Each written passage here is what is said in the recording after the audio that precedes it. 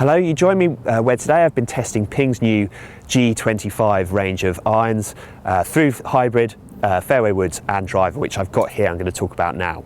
The first thing to note about the G25 range is that they've brought the same matte black finish that they have in the i20 and in the Answer, and they've brought it into the G range. So whilst this isn't quite as expensive as the Answer and the i20, what you're getting here is really a premium looking range. The driver is quite large. It's a big 460cc head, which they've pushed the centre of gravity lower, further back in the head to help you get that high launch, low spin. But actually with the matte black finish, it looks really premium. It looks fantastic behind the ball. And actually the contrast between the back face and the white lines here, just to help you see that little bit of loft, I think will give people quite a lot of confidence. This also has really great shelf appeal. I think with the previous range, the G20, the shelf appeal, it didn't really quite do it for me. This looks superb. The black sole with Ping written across, I think it looks absolutely superb. The other really key piece of technology to talk about here is the adjustability.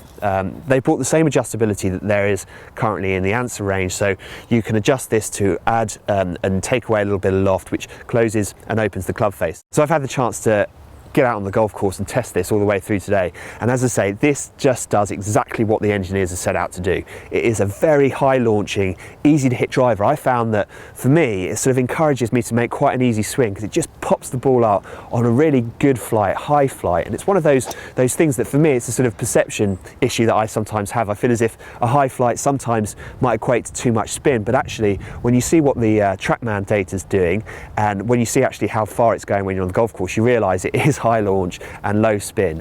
The other key thing for me to talk about is that the face is a variable thickness face, so you just get that little bit more ball speed when you hit it out of the toe and out of the heel, out of the top and out of the bottom. So just that little bit more forgiving than previous G drivers, adding on to the performance that has previously been in this range and made it so popular.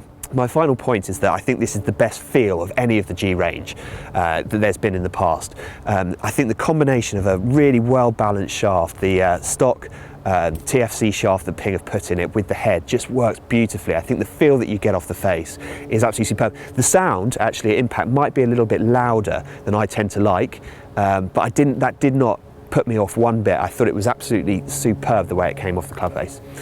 This is new for 2013 and is set to be a very popular driver, so I strongly suggest that if you're in the market for a new driver and that if you want a driver that's very forgiving, high launch, low spin, you have to put this on your test list.